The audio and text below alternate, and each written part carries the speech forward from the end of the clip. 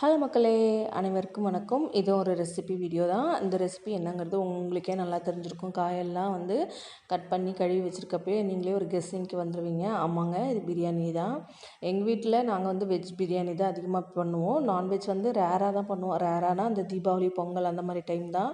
நாங்கள் எல்லாமே வெஜ்ஜு தான். ரொம்ப ரேராக தான் நான்வெஜ். அதாவது தம்பி, என் ஹஸ்பண்ட், நான் சாப்பிடுவேன். அதுவும் ரெகுலராலாம் எடுத்து பண்ணுற பழக்கம் கிடையாது. ஸோ வெஜ்ஜில் தான் எல்லாமே. வெஜ்ஜில் எப்பயும் போல் உருளைக்கிழங்கு போடுவேன் பிரியாணிக்கு. உருளைக்கிழங்குலாம் போடுவாங்களான்னு கேட்டால் நான் போடுவேன். போடுவாங்களான்னு எனக்கு தெரியாது. பீன்ஸு, கேரட்டு, உருளைக்கிழங்கு எல்லாத்தையும் தோல் செத்தி கழுவி ஒரு முறத்தில் எடுத்து வச்சுட்டேன். ஒன்று ஒன்றா எல்லாத்தையும் போய் கழுவிட்டு திரும்பி எடுத்து வைக்கணுங்கிறதுக்காக.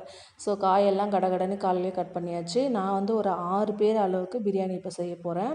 ஒரு குக்கர் வச்சு தேவையான அளவு எண்ணெய் ஊற்றிருக்கேன். எண்ணெய் ஊற்றுனதுக்கப்புறம் பட்டை, லவங்கம், அதுக்கப்புறம் பெருஞ்சீரகம், ஏலக்காய் எல்லாமே பிரியாணி ஸ்பைசஸ் எல்லாமே போட்டு நல்லா பொரியிற அளவுக்கு நல்லா வதக்கி விட்டுட்டு, அதுக்கப்புறம் நம்ம கட் பண்ணி வச்சுருக்கோம் இல்லையா வெங்காயம், அதையும் போட்டு நல்லா பொன்னிறமாக வதக்கிக்கலாம்.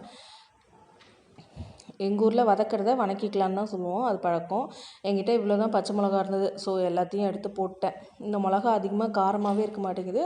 ஸோ ஒரு வாசனைக்கு தான் பச்சை மிளகா. ஒரு 3 ஸ்பூன் அளவுக்கு இஞ்சி பூண்டு பேஸ்ட் போட்டிருக்கேன். அதையும் போட்டு நல்லா வதக்கி விட்டுருங்க. வதக்கி விட்டுட்டு தக்காளி. இந்த பிரியாணி எதுக்காகனா, என் தம்பி ஊர்லேருந்து வந்திருக்கான்.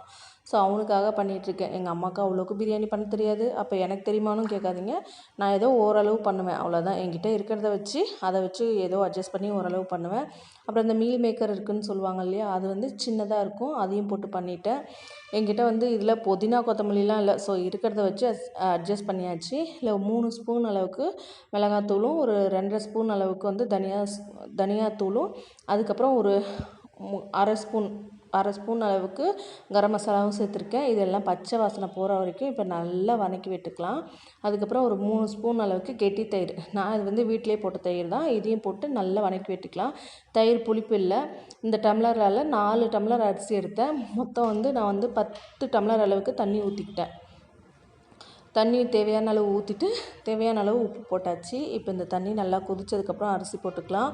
அரிசி நான் இப்போ நம்ம வீட்டில் வடிப்போம் இல்லையா, அந்த அரிசி தான் எடுத்திருக்கேன். எல்லாத்தையும் போட்டுட்டு நல்லா கிண்டி விட்டுட்டு உப்பு, உரப்பு எல்லாத்தையும் ஓரளவு டேஸ்ட் பார்த்தாச்சு. என் ஹஸ்பண்ட் தான் டேஸ்ட் பார்ப்பாங்க, நான் இல்லை. இப்போ இதை ஒரு 3 விசில் வச்சு எடுத்தால் சூப்பரான சுவையான பிரியாணி ரெடி. இந்த பிரியாணி நார்மலாக வீட்டில் செய்கிற பிரியாணி. ரொம்ப பர்ஃபெக்டான பிரியாணின்னு சொல்ல முடியாது. பட் ஆனால் டேஸ்ட்டு சூப்பராக இருக்கும். நீங்களும் ட்ரை பண்ணிவிட்டு எப்படி இருந்துச்சுன்னு கமெண்ட் பாக்ஸில் கமெண்ட் பண்ணுங்கள். பாய்.